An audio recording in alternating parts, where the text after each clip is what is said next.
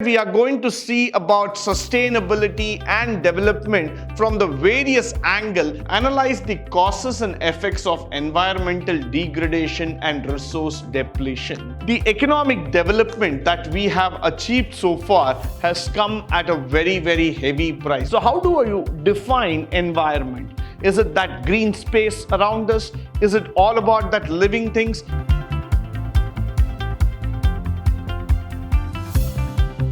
Good morning and welcome to the first session of Chapter 9, and that's going to be on environment and sustainable development.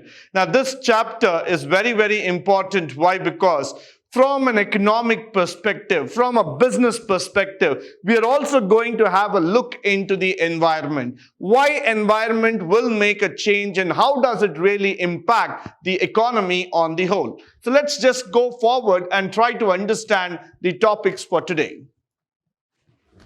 What are the topics is that we're going to start with the highlights. We're just going to tell you what is the environmental issues all about, the introduction, environment and the definition of its functions also, and we are going to see some of the functions of the environment in detail. So the entire chapter is made in such a manner that where we are going to see about sustainability and development from the various angles as far as possible. Now, moving forward, the highlights of this chapter are quite interesting. It starts itself with the factor that understanding the concept of environment.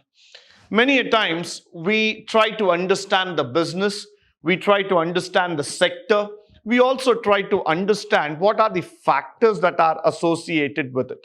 But we never try to make an attempt in terms of understanding the environment, the different conditions that are involved, why we need to give more importance, why we need to make environment friendly activities, why environment itself is such an important concept. These are certain things which we are not really bothered or we are not really into it. But then this becomes a very important factor for all of us. We need to understand, we need to grow with it. Now, the second thing, analyze the causes and effects of environmental degradation and resource depletion. We have been constantly using the resources given by Mother Nature, and we have been making the best use of it for the development of mankind, for the development of the business, and trying to make as much profit as far as possible. But in that process, what has happened is that we have forgot somewhere how to give back the nature, how to take care of the nature. And these are some of the factors which are really bothering us today, because that might cause a very disastrous effect on the world as well as on the human population. Now, understanding the nature of environmental challenges facing in India.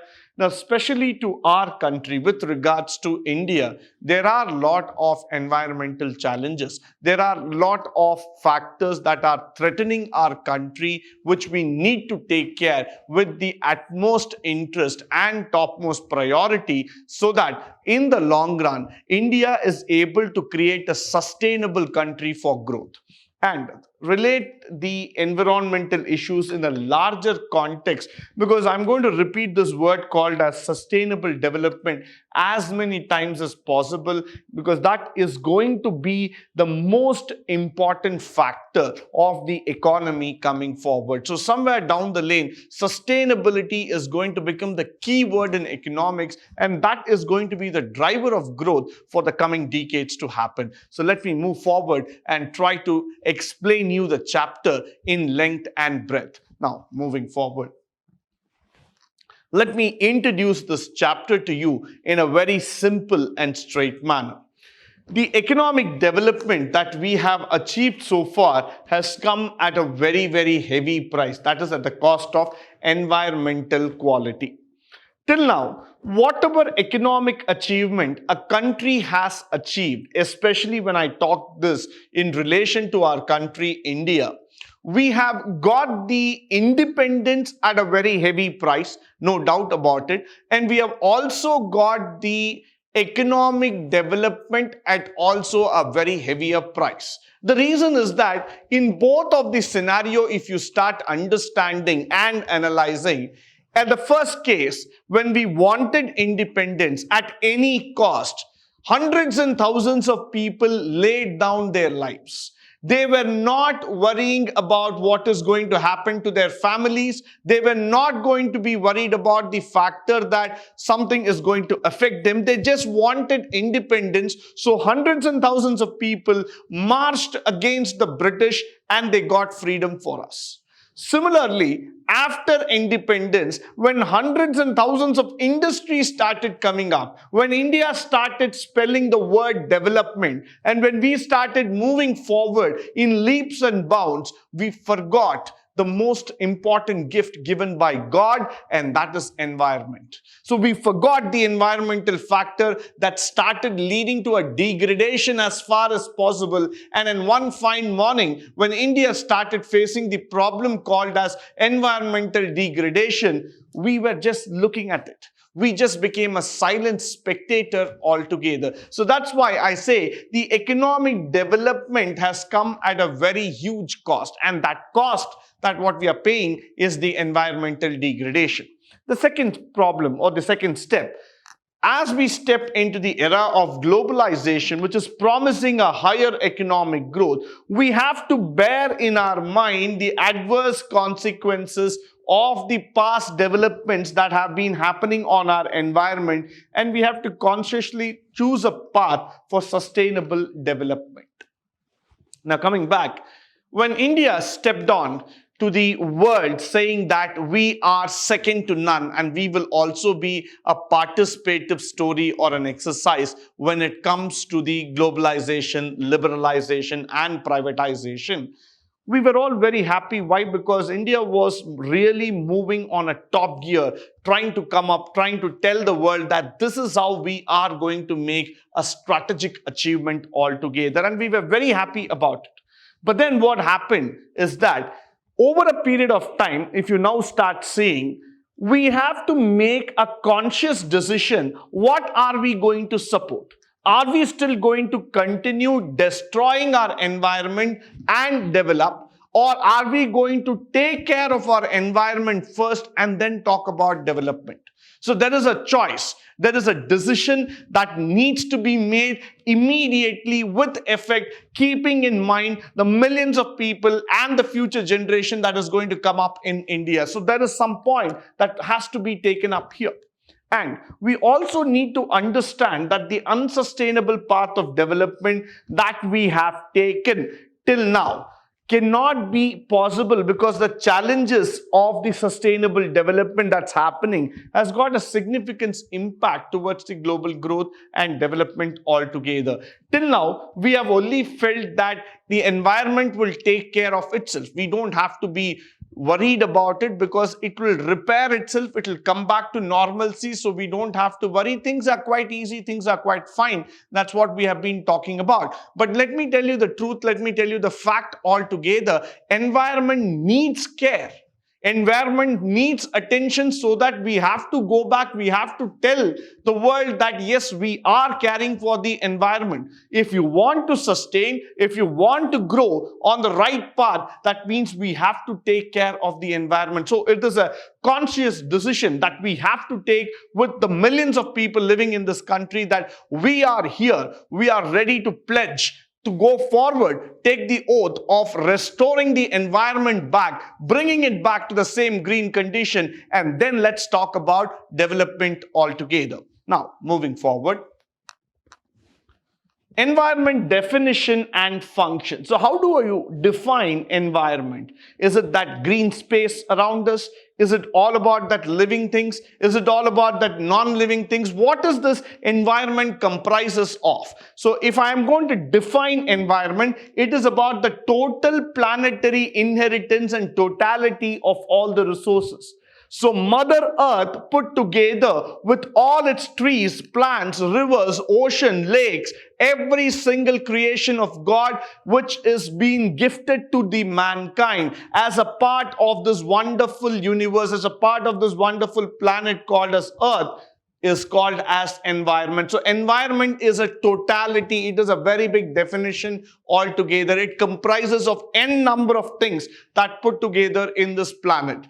So a study of environment then calls for a study of interrelationship between the biotic and abiotic components. So we need to study, we need to understand the relationship between the living and the non-living thing. So it is very, very important at this juncture that we need to start understanding that we are all social beings trying to interact versus one another. And if you are forgetting that factor, if you are just believing that you are going to live on this planet Earth as an isolated island, it is not going to be possible. You are constantly interacting with every single creation of God, every single creation on this planet. And we need to understand this, because for the sustainability of this planet, we need to take care of the biotic as well as the abiotic things that are present. Moving forward, what are the functions of the environment altogether? The functions, when we talk about, has got many, has got an n number of lists. But let me try to get into it in a crisp and clear manner to you. The first thing that environment performs are 4 vital functions. It supplies resources. When I mean to say resources, both renewable and non-renewable energy. Right from the time when mankind came up on this earth, starting from the invention of fire to the invention of solar energy and probably nanotechnology, or you talk about any high-end source, it is all because of the nature. It's all because of Mother Earth. So the resources have always been supplied by the environment. So we need to respect the environment. We need to respect the Mother Earth very, very clearly, because they are the primary supplier of all resources that are possible. Second factor, renewable resources are those which can be used without the possibility of a resource becoming depleted or exhausted. Now, for example, when we talk about wind energy, solar energy, or any kind of renewable energy, which means to say that they cannot be depleted completely. They cannot be exhausted over a period of time. They can be recreated. They are already available. It is cyclable in nature. So that is where renewable energy has become a very, very important part of our story, because every time when the renewable energy is able to be looked upon, it's able to create a cyclical function, a growth function within us, and that can start keep moving forward. So it is very, very important to see the concept of renewable energy coming into picture. Now, there's also a factor called as a continuous supply of resources that remains available. So at one point of time, we see that renewable energy is like a constant source of energy that is available to us at all period, at all point of time. So this is very, very important for our growth, very, very important in terms of understanding the procedural development altogether.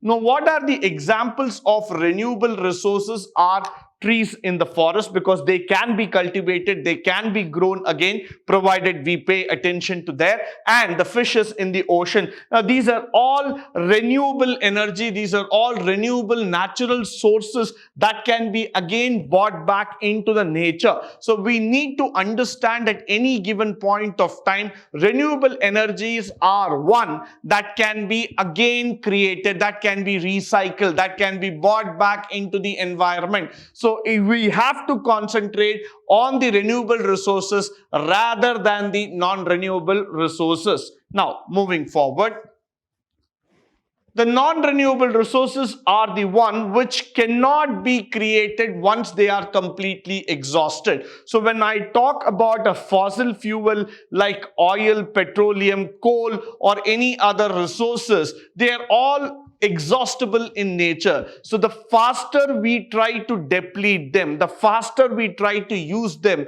it gets depleted. And it is not in the hands of the man to recreate that magic, to recreate that. It takes a long time and it has to get created by itself. So the faster you start depleting it, it will not be created again. So you will be left out completely at one point of time without any resources. So now what happens is that it assimilates the waste waste. And if you start seeing, it sustains life by providing genetic and biodiversity. So that's why we need to preserve all these kind of fuels and all this kind of resources altogether. And it also provides an aesthetic service like scenery.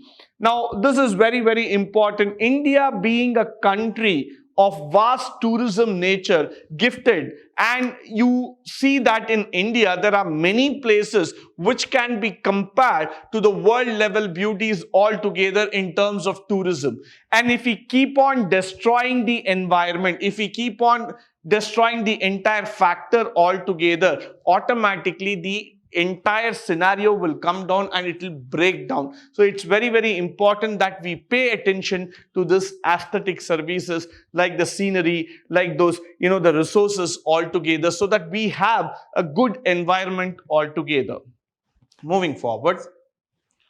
Now, the environment is able to perform these functions without any interruption as long as the demand for these functions is within the carrying capacity. That means to say that as long as the environment is within the limits, the usage is within the limits, and things are in an appropriate manner, then the environment is not too much disturbed. So we need to maintain a wavelength. If we try to disturb the environment too much, if we try to break down the environment too much, automatically the system will get crashed. That means to say we cannot take too much pressure on the environment. We have to go with the flow. We cannot try to extract too much. We cannot try to rebuild the system just like that. So we have to pay attention and we have to go with it.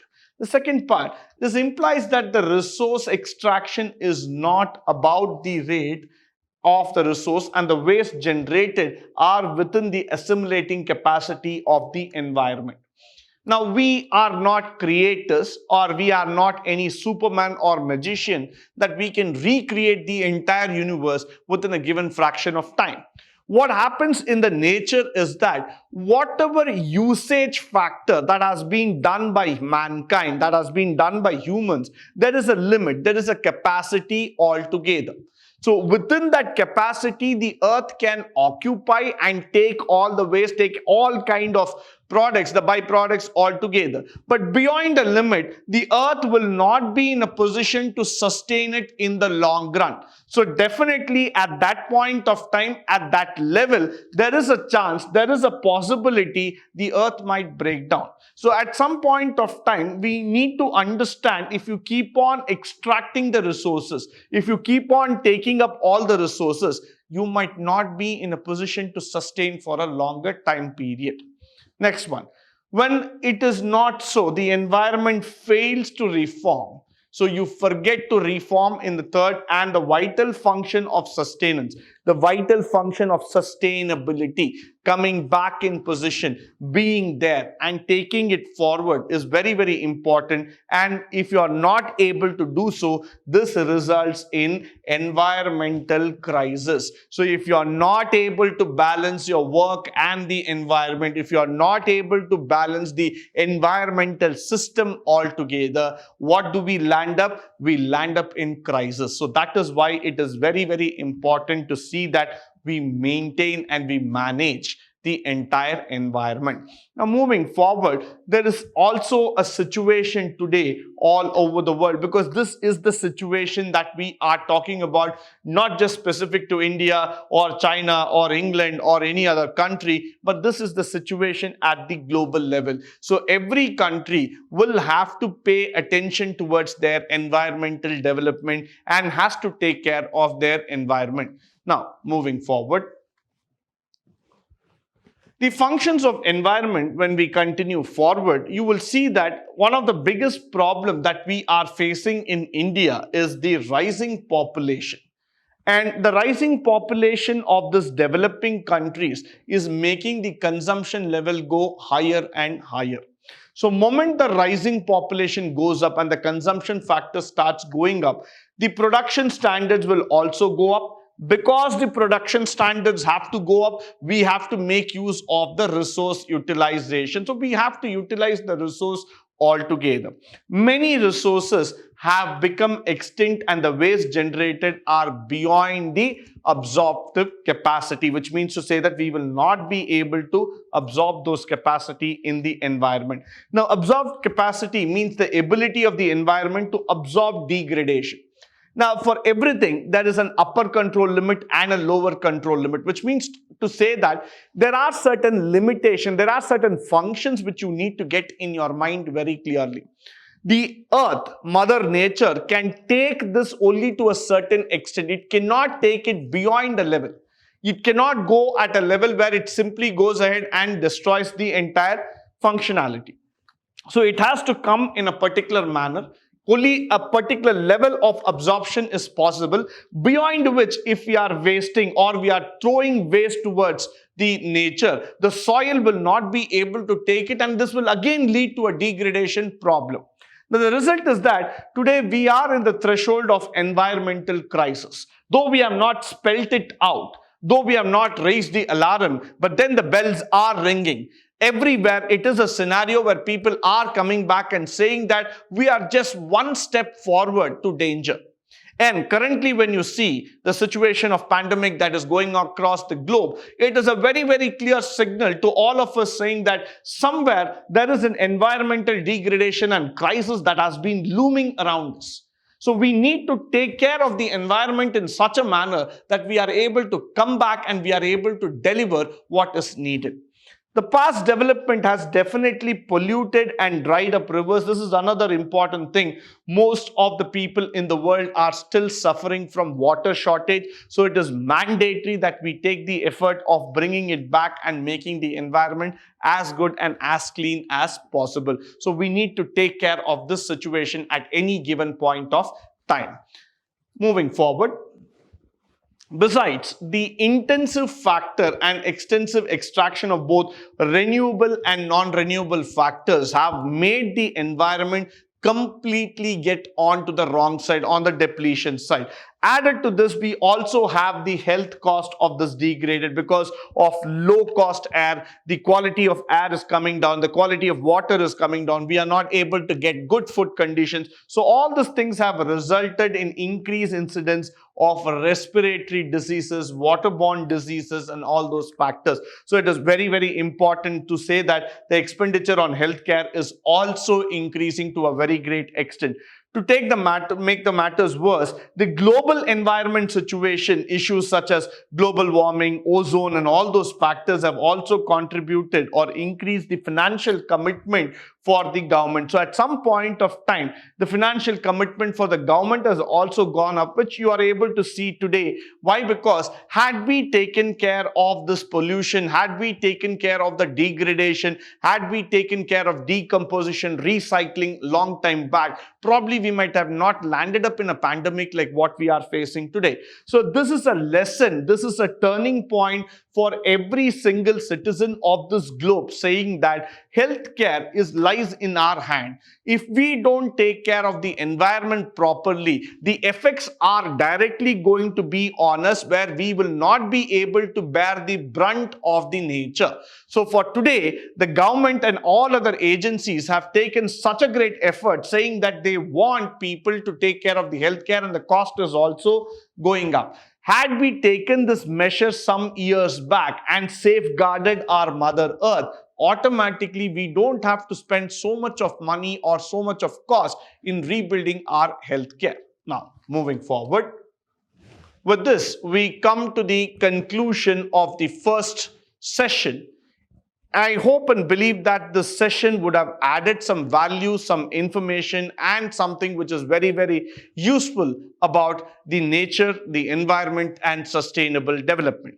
In the coming sessions, we are going to see about the different factors that are challenging the environment and how sustainable development is going to become the core-centric idea for the future India to come up. Thank you once again for joining me on this wonderful session. Thank you.